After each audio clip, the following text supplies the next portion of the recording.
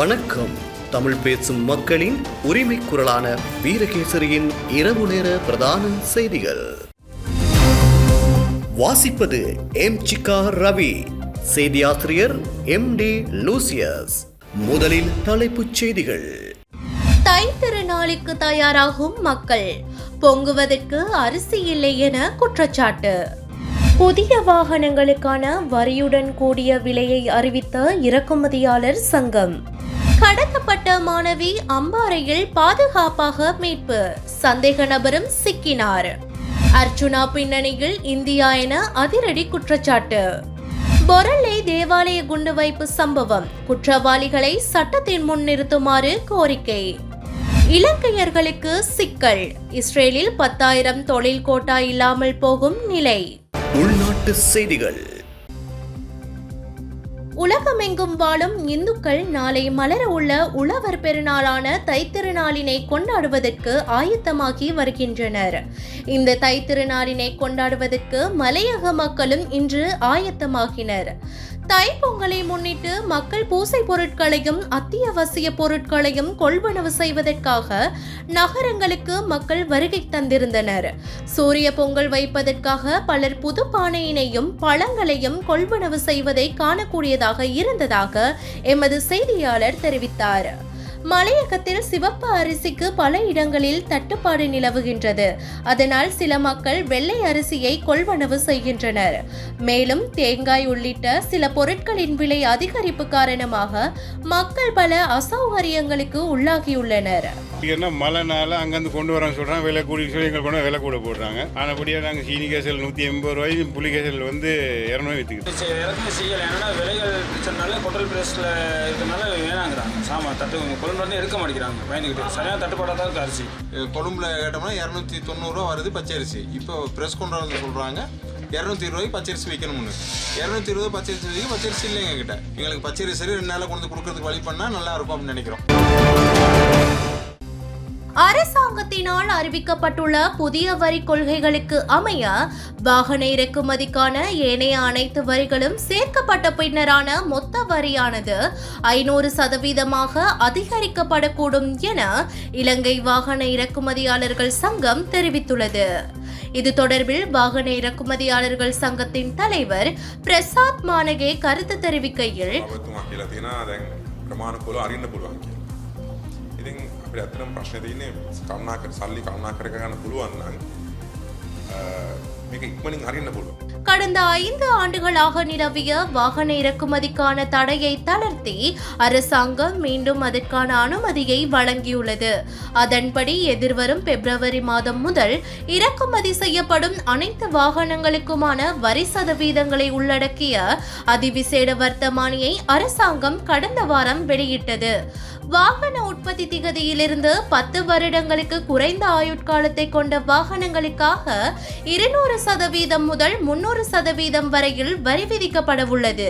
அதன்படி வாகனங்களின் விலை எதிர்காலத்தில் 20% வரையில் அதிகரிக்கக்கூடும்.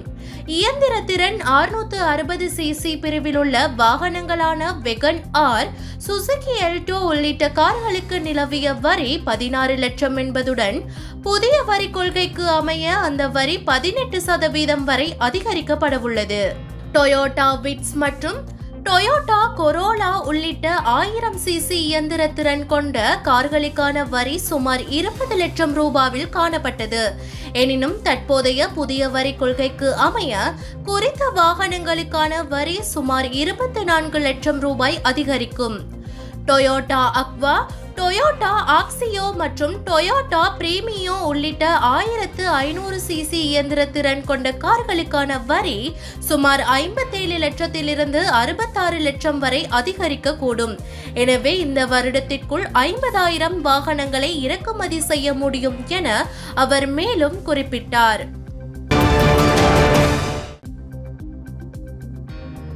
கண்டி கெலியோயா அம்பரப்புல பகுதியில் கடத்தப்பட்ட பாடசாலை மாணவி அம்பாறை பிரதேசத்தில் வைத்து போலீசாரினால் மீட்கப்பட்டுள்ளார். இன்று காலை 10 மணி அளவில் குறித்த மாணவி மீட்கப்பட்டுள்ளார். அம்பாறை பிரதான பஸ் நிலையத்தில் வைத்து மாணவி உட்பட அவரை கடத்தியதாக சந்தேகிக்கப்படும் நபர் கைது செய்யப்பட்டு அம்பாறை சிரேஷ்ட போலீஸ் அத்தியட்சகர் காரியாலயத்தில் தடுத்து வைக்கப்பட்டிருக்கிறார்கள். இச்சம்பவம் தொடர்பில் மேலதிக விசாரணைகளை அம்பாறை போலீசார் மேற்கொண்டு வருகிறார்கள். இதே நேரம் கடத்தலுக்கு பயன்படுத்தப்பட்ட கருப்பு வேன் பொலன்னறுவை நகரில் கைவிடப்பட்ட நிலையில் கண்டுபிடிக்கப்பட்டதை தொடர்ந்து வேனின் சாரதி போலீசாரால் கைது செய்யப்பட்டுள்ளார். இந்த கடத்தலின் முக்கிய சந்தேக நபர் மாணவியின் தந்தையின் சகோதரிகளில் ஒருவரின் மகன் என போலீசார் தெரிவிக்கின்றனர். இந்த மாணவிக்கும் சந்தேக நபருக்கும் இடையில் திருமணம் செய்ய இரு தரப்பினரும் ஆரம்பத்தில் சம்மதம் தெரிவித்ததாகவும் ஆனால் பின்னர் மாணவியின் தந்தை தனது மறுப்பை வெளிப்படுத்தியதாகவும் கூறப்படுகிறது.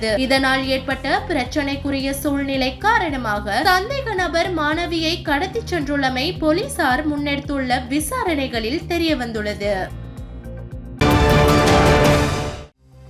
திருடப்பட்ட மோட்டார் சைக்கிளின் உதிரி பாகங்களை களஞ்சியப்படுத்தி வைத்திருந்த தளபாடம் உற்பத்தி செய்யும் இடம் ஒன்று புத்தளம் மணற்குன்று பகுதியில் போலீசாரால் சுற்றி வளைக்கப்பட்டுள்ளது. புத்தளம் வேப்பமடு பகுதியில் வீட்டின் முன்பாக நிறுத்தி வைக்கப்பட்டிருந்த நவீன மோட்டார் சைக்கிள் கடந்த 10ஆம் தேதி திருடப்பட்டது. இதனையடுத்து மோட்டார் சைக்கிள் உரிமையாளர் புத்தளம் போலீஸ் நிலையத்தில் முறைப்பாடு செய்துள்ளார். இதன்போது மோட்டார் சைக்கிள் திருடப்பட்டிருந்த பகுதியில் பொருத்தப்பட்டிருந்த சிசிடிவி கேமரா காட்சிகளின் அடிப்படையில் பொதுமக்களின் உதவியுடன் மோட்டார் சைக்கிளை திருடிய சந்தேக நபர் நேற்று மாலை போலீசாரால் கைது செய்யப்பட்டார். சந்தேக நபரிடம் மேற்கொண்ட விசாரணைகளின் அடிப்படையில் மோட்டார் சைக்கிளை திருடி மணற்குன்று பகுதியில் உள்ள தளபாடம் உற்பத்தி செய்யும் இடத்தில் வைத்துள்ளதாக தெரிவித்துள்ளார். இதனையடுத்து போலீசார் தளபாடம் உற்பத்தி செய்யும் குறித்த இடத்தை சுற்றி வளைத்த போது மோட்டார் சைக்கிள்கள் மற்றும் உதிரி பாகங்கள் இருப்பதை கண்டுபிடித்துள்ளனர். தொடர்ந்தும் விசாரணைகளை மேற்கொண்ட போது குறித்த தளபாடம் செய்யும் இடத்தில் சட்டவிரோதமாக மோட்டார் சைக்கிள் திருத்தும் பணிகள் இடம்பெற்று வந்ததாகவும் போலீசார் தெரிவித்தனர். அத்துடன் மோட்டார் சைக்கிள்களின் உதிரி பாகங்களை கலற்றி விற்பனையில் ஈடுபட்டு வந்திருக்கலாம் என சந்தேகிப்பதாக போலீசார் தெரிவித்தனர். அத்துடன் பல இடங்களில் இருந்து திருடப்பட்டதாக சந்தேகிக்கப்படும் மோட்டார் சைக்கிள்களின் பாகங்கள் மற்றும் இலக்க தகடுகளையும் கைப்பற்றியுள்ளதாகவும் போலீசார் தெரிவித்தனர்.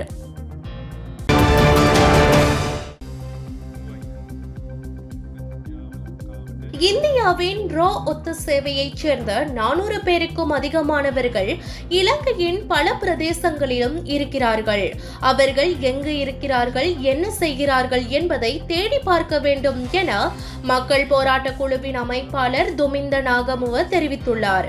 கொழும்பில் சனிக்கிழமை இடம்பெற்ற நிகழ்வொன்றில் கலந்து கொண்டு உரையாற்றுகையிலேயே இவ்வாறு குறிப்பிட்டுள்ளார். அவர் தொடர்ந்து கருத்து தெரிவிக்கையில் දිනවල ඇතිවෙච්ච ප්‍රශ්නයක් නිසා නෙමෙයි විශේෂයෙන්ම පෞගිය දෙසැම්බර් 15 17 ஜனாதிபதியுடைய சஞ்சாரின் பசு அரசாங்கம் தற்போது இந்தியாவுடன் சூது பொருளாதாரம் ஒன்றையே மேற்கொள்ள போகிறது. அதாவது சூது விளையாடி பணம் சம்பாதிக்கும் பொருளாதாரத்தை தயாரிக்கவே முயற்சிக்கிறது. மீண்டும் எட்கா ஒப்பந்தம் சீனாவிடம் கடன் பெற்று அம்பாத்தோட்டை துறைமுகத்தை நிர்மாணிப்பதன் விளைவு என்ன என்பதை எங்களுக்கு கண்டுகொள்ள முடியும். துறைமுகத்தை நிர்மாணிக்க பெற்றுக்கொண்ட கடனை மீள செலுத்த முடியாமல் இறுதியில் துறைமுகத்தை சீனாவுக்கு விற்பனை செய்தார்கள். அதே நிலையே இந்தியாவுடனும் எங்களுக்கு ஏற்படும். அத்துடன் அதானிக்கு உலகில் எங்கு பிரச்சனை இருந்தாலும் பரவாயில்லை, நாங்கள் இங்கு அதானியுடன் பணியாற்றுவோம் என ஜனாதிபதி தெரிவித்திருந்தார். இதை யாரும் கேட்டதற்கு ஜனாதிபதி தெரிவித்த ஒன்று அல்ல, இது முன்கூட்டியே அறிவிப்புகள். அதே போன்று எட்கா ஒப்பந்தத்துக்கு 2016 பாரிய எதிர்ப்பு வந்தது. இறுதியில் அந்த ஒப்பந்தத்தை வாபஸ் பெற்றுக்கொண்டது. அந்த எதிர்ப்புக்கு மக்கள் விடுதலை முன்னணி பாரிய அளவில் முன்னின்று செயற்பட்டு வந்ததை நாங்கள் கண்டோம். ஆனால் மீண்டும் அந்த எட்கா ஒப்பந்தம் பேச்சுக்கு வந்துள்ளது. சில சந்தர்ப்பங்களில் இந்தியா இலங்கையின் தேசியவாத அரசியலை நெருக்கடிக்குள்ளாக்க செயற்பட்டு வருவதாக எமக்கு நினைக்க தோன்றுகிறது. வடக்கின் பேச்சாளராக அர்ச்சுனா கடந்த ஜனாதிபதி தேர்தலின் போது ஜனாதிபதி வேட்பாளர் ஒருவர் திடீரென தோன்றினார். இப்போது அவர் இல்லை. ஆனால் இன்று வடக்கின் பேச்சாளராக செயற்பட்டு வருவது யாழ்ப்பாணத்தில் இருந்து தெரிவாகியுள்ள வைத்தியர் அர்ச்சுனா. அர்ஜுனா போன்றவர்களை கொண்டு வந்து இந்தியா என்ன செய்ய போகிறது என எமக்கு தெரியாது. அதே நேரம் உத்தியோகபூர்வமற்ற தகவலின் பிரகாரம் இந்தியாவின் ரோ ஒத்துசேவையைச் சேர்ந்த 400 பேருக்கும் அதிகமானவர்கள் இலங்கையின் பல பிரதேசங்களிலும் இருக்கிறார்கள். அவர்கள் எங்கு இருக்கிறார்கள், என்ன செய்கிறார்கள் என்பதை நாங்கள் தேடி பார்க்க வேண்டும் என மக்கள் போராட்ட குழுவின் அமைப்பாளர் தெரிவித்துள்ளார். සොවිත් දේශය සහ ඇමරිකා එක්සත් ජනපදය කේන්ද්‍ර කරගෙන මේ කඳවුරු දෙක අතර සීතල යුද්ධයක් වුණා. ඒතර මේක මත තමයි ලෝක දේශපාලනයේ තීරණ වම දකුණ கொழும்பு பொரளையில் அமைந்துள்ள ஆல் செயின்ட்ஸ் தேவாலயத்தில் 3 ஆண்டுகளுக்கு முன்னர் இடம்பெற்ற வெடிகுண்டு நாடகம் குறித்து புதிய விசாரணை நடத்தி குற்றவாளிகளை சட்டத்தின் முன் நிறுத்துமாறு இலங்கை கத்தோலிக்க திருச்சபை அரசாங்கத்தை வலியுறுத்தியுள்ளது. 2022 ஜனவரி 11 அன்று தேவாலயத்திற்குள் கைகொண்டு கண்டுபிடிக்கப்பட்ட சம்பவத்தின் 3ஆம் ஆண்டு நிறைவை குறிக்கும் வகையில் நேற்று காலை போராட்டம் ஒன்று நடத்தப்பட்டுள்ளது. மனித உரிமைகள் முன்னதாக இந்த சம்பவம் தொடர்பாக தேவாலயத்தின் பராமரிப்பாளர் அப்போது கைது செய்யப்பட்டு பின்னர் விடுவிக்கப்பட்டார். எனினும் இந்த செயல்களால் அவர் துன்புறுத்தப்பட்டதாகவும் அவரது மனித உரிமைகள் மீறப்பட்டதாகவும் திருச்சபை பின்னர் குற்றம் சுமத்தியிருந்தது. இந்த நிலையில் நேற்று இடம்பெற்ற போராட்டத்தின் பின்னர் ஊடகங்களுக்கு கருத்துரைத்த தேசிய கத்தோலிக்க தகவல் தொடர்பு இயக்குனர் அருட்தந்தை ஜூட் கிரிசாந்த இந்த சம்பவம் குறித்து புதிய விசாரணை நடத்துமாறு தற்போதைய ஜனாதிபதி அனுரகுமார திசாநாயக்கவிடம் திருச்சபை வலியுறுத்துவதாக தெரிவித்துள்ளார். රැල්ලේ සියලු සාන්තුරුන්ගේ දේවස්ථානයේ බෝම්බයක් අටවලා මහා විනාශයක් වෙන්නට ගිහිල්ලා නමුත් දෙවියන්ගේ හාස්කමකින් වගේ ඒක බේරුණා. ඒක පිපුරුවනම් එහෙම මිනිස් ජීවිත ගණනාවක් විනාශ වෙන්නට තිබුණා. ඒ වගේම දේවස්ථානයට බරපතල හානි වෙන්නට තිබුණා. මේක පෞරාණික දේවස්ථානයක්. ඉතින් මේ බෝම්බය අටවලා අවුරුදු 3ක් ගත වෙන අද දිනේ වන විටත් අපිට සෑහීමකට පත් වෙන්නට පුළුවන් පරීක්ෂණයක් සිදු වෙලා නැහැ. තවමත් நடைமுறைக்கு வரவுள்ள அரசாங்கத்தின் புதிய திட்டம் அந்த ஆட்சியின் போது ஒரு சந்தேக நபர் பிடிப்பட்டதாக தெரிவிக்கப்பட்டது. இந்த சந்தேக நபர் குறித்து தற்போதைய அரசாங்கம் என்ன செய்யும் என்பதை பார்க்க விரும்புவதாக அவர் குறிப்பிட்டுள்ளார். அத்துடன் இந்த விடயத்தில் விரிவான விசாரணையை நடத்தப்பட வேண்டும் என்றும் முன்னாள் போலீஸ் மா அதிபர் தேசபந்து தென்னகோனின் நடவடிக்கைகள் சந்தேகத்திற்குரியவை என்றும் அருட்தந்தை குறிப்பிட்டுள்ளார். குறித்த சம்பவத்தின் பின்னர் மாலையில் பதிவான சிசிடிவி காட்சிகளை மட்டுமே பார்க்க வேண்டும் என்று தென்னகோன் அறிவுறுத்தியிருந்தார். எனினும் காலையில் பதிவான மற்றொரு காணொளியில் குற்றவாளி தேவாலயத்திற்குள் வெடிகுண்டை வைப்பது கண்டறியப்பட்டது என்று அருட்தந்தை ஜூட் கிரிசாந்த தெரிவித்துள்ளார். දේශබන්දු තෙන්නකෝන් මහත්මයා තමයි පොලිස්පතිවරයාව සිටියේ. එතුමාගේ ක්‍රියාකාලාපය පිළිබඳවත් බොහොම සැකසහිත තැන් අපට දක්නට ලැබුණා. මේ බෝම්බේ පුපුරා ගිය මොහොතේම එතුමා ඇවිල්ලා මේ බෝම්බේ පිළිබඳව කිසිම විමර්ශනයක් කරන්නේ නැතිව යම් යම් අර්ථකථනයක් දෙන්නට වුණා. ඒ වගේම තමයි එතුමා කිව්වා මේ CCTV දර්ශන හවස සිදු වුණු දේවල් විතරක් පරීක්ෂා කරන්නට කියලා. නමුත් එතනදී අපිට දැක ගන්නට පුළුවන් වුණේ නැහැ කිසි දෙයක්. නමුත් අති උතුම් මැල්කම් කාදින රාජ්‍ය තිනිපාණන්ගේ අනුදැනුම තුළ උදෑසන ඉඳලා එම CCTV දර්ශනය කරද්දී තමයි අපිට තේරුනේ යම් කිසි කෙනෙක් ඇවිල්ලා මේ බෝම්බය අටවන ආකාරය. එතකොට ඒ පිළිබඳව අපිට බොහොම සැකසහිත තැන් ගණනාවක් මතුවුණා. බෝම්බය අටවපු පුද්ගලයාව අල්ලගත්තයි කිව්වා. ඔහුව රඳවගෙන තියාගත්තයි කියලා කිව්වා. නමුත් ඔහුව උසාවියට ඉදිරිපත් කරනවා අපි දැක්කේ නැහැ. ඔහුට සිදුුනේ මොකද්ද කියන දේ අපි දැක්කේ නැහැ. ඉහාට හරි මේ රටේ එවැනි සිද්ධියක් නොවෙන්නට සාධාරණත්වය ඉටු කරන්නට කියලා නීතිය ක්‍රියාත්මක කරවන්නට කියලා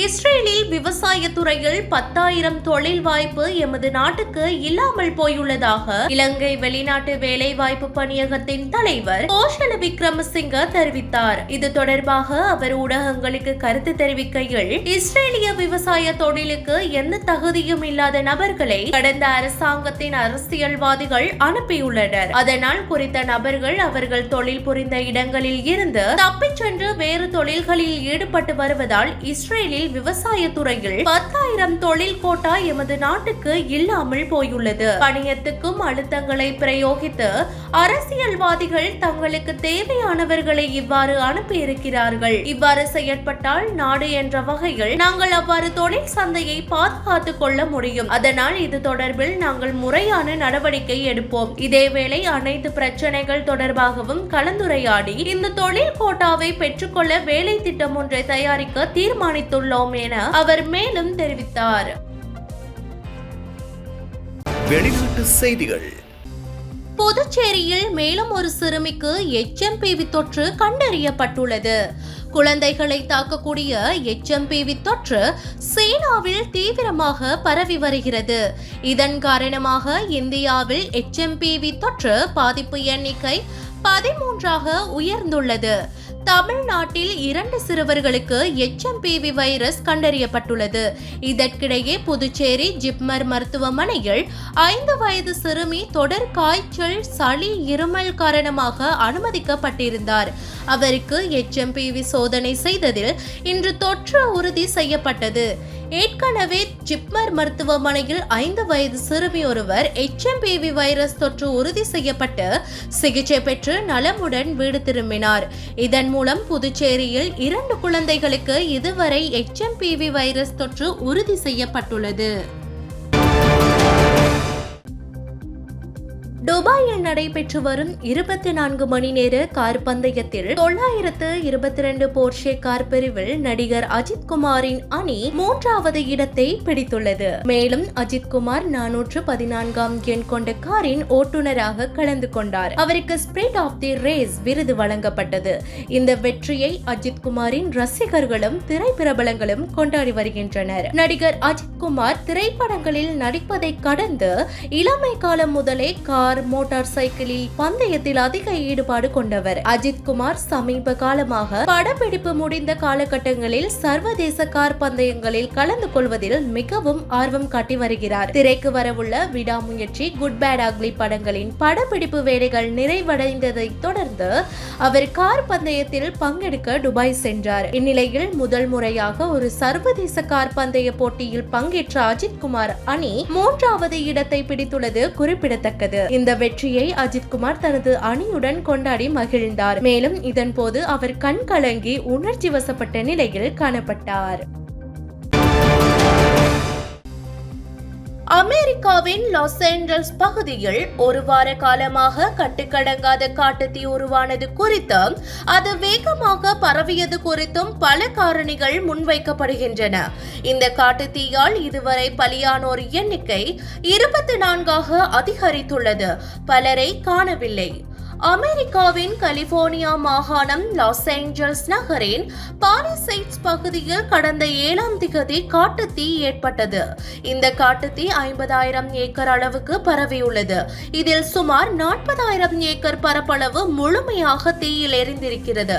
சுமார் 7,500 தீயணைப்பு வீரர்கள், ஏராளமான ஹெலிகாப்டர்கள், விமானங்கள் மூலம் தீயை அணைக்க தீவிர முயற்சிகள் மேற்கொள்ளப்பட்டு வருகின்றன. தண்ணீர் பற்றாக்குறை, தீயணைப்பு வீரர்கள் பற்றாக்குறை, காற்றின் வேகம் அதிகரிப்பு உள்ளிட்ட காரணங்களால் தீயை அணைக்கும் பணிகளில் பின்னடைவு ஏற்பட்டிருக்கிறது. காட்டுத்தீயால் லாஸ் ஏஞ்சல்ஸ் பகுதியில் இதுவரை 24 பேர் உயிரிழந்துள்ளனர். பலரை காணவில்லை. ஏராளமானோர் தீக்காயமடைந்துள்ளனர். சுமார் 4 லட்சம் பேர் வீடுகளை விட்டு வெளியேறியுள்ளனர். ஒரு வாரமாகியும் காட்டுத்தீயை கட்டுப்படுத்த முடியவில்லை. லாஸ் ஏஞ்சல்ஸ் நகரம் மலை சார்ந்த பகுதியாகும். இந்த மலை பகுதிகளில் வீடுகள் இல்லாத நாடோடிகள் பலர் வசிக்கின்றனர். தற்போது குளிர்காலம் என்பதால் அவர்களில் யாராவது வெப்பத்துக்காக தீ மூட்டி இருக்கலாம். அந்த தீ காட்டுத்தீயாக பரவி இருக்கலாம் என்று லாஸ் ஏஞ்சல்ஸ் அதிகாரிகள் சந்தேகம் வெளியிட்டுள்ளனர். லாஸ் ஏஞ்சல்ஸ் வனப்பகுதியில் புதைவடமாகவும் உயர் கோபுரங்கள் மூலமும் உயர் அழுத்த மின்சார கம்பிகள் அமைக்கப்பட்டு உள்ளன. இதில் மின்கசிவு ஏற்பட்டு காட்டுத்தீயாக உருவாகி இருக்கலாம் என்றும் சந்தேகிக்கிறோம். கடந்த 2022ஆம் ஆண்டு முதல் லாஸ் ஏஞ்சல்ஸ் பகுதியில் போதிய மழை பொழிவு இல்லை. இதனால் பைன் மரங்கள், செடி கொடிகள் பட்டு போயிருந்தன. இது காட்டுத்தீ அதிவேகமாக பரவியதற்கு முக்கிய காரணம் ஆகும். சுமார் 200 மைல் தொலைவில் கிரேட் பேசின் பாலைவனம் அமைந்துள்ளது. அங்கிருந்து வரும் வறண்ட காற்று தற்போது லாஸ் ஏஞ்சல்ஸ் நகரை கடந்து செல்கிறது. இந்த காற்று வழக்கத்தை விட அதிவேகமாக சுமார் 80 கிலோமீட்டர் வேகத்தில் வீசுகிறது. இதுவும் காட்டுத்தீ வியாபித்து பரவியதற்கு முக்கிய காரணமாகும். இதுவரை சுமார் 13,000க்கும் மேற்பட்ட பெரிய கட்டிடங்கள் நாசமாகியுள்ளன. சுமார் 30,000க்கும் மேற்பட்ட வீடுகள் எரிந்துள்ளன. சுமார் ரூபாய் 44 லட்சம் கோடி அளவுக்கும் இழப்பு ஏற்பட்டிருக்கிறது. காட்டுத்தீயை அணைக்க கனடா, மெக்சிகோ நாடுகள் உதவிக்கரம் நீட்டியுள்ளன. அமெரிக்க அரசின் ஒட்டுமொத்த கவனமும் லாஸ் ஏஞ்சல்ஸ் மீது திரும்பியிருக்கிறது. இதன் காரணமாக தீயை கட்டுப்படுத்துவதில் ஓரளவுக்கு முன்னேற்றம் ஏற்பட்டிருக்கிறது. திடீர் மழை பெய்ய வேண்டும், காற்றின் வேகம் குறைய வேண்டும், அப்போதுதான் தீயை கட்டுப்படுத்த முடியும். இப்போதைய நிலையில் காற்றின் வேகம் குறைய வாய்ப்பில்லை என்று வானிலை மையம் கூறியிருக்கிறது. இயற்கை ஒத்துழைப்பு அளித்தால் தீயை விரைவாக அணைப்போம் என்று அதிகாரிகள் மற்றும் தீ அணைப்பு துறை வட்டாரங்கள் தெரிவித்துள்ளன. இன்றைய நாணய மாற்று விகிதம்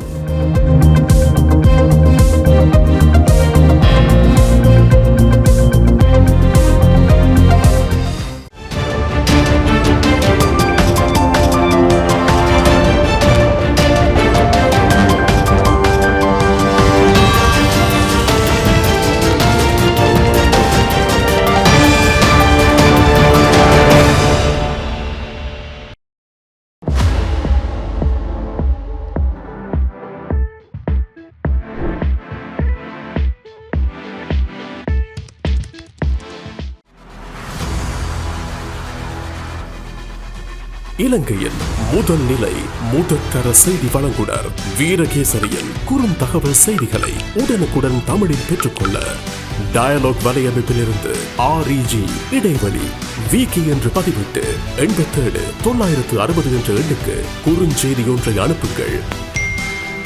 வீரகேசரி செய்தியுடன் இணைந்திருங்கள்.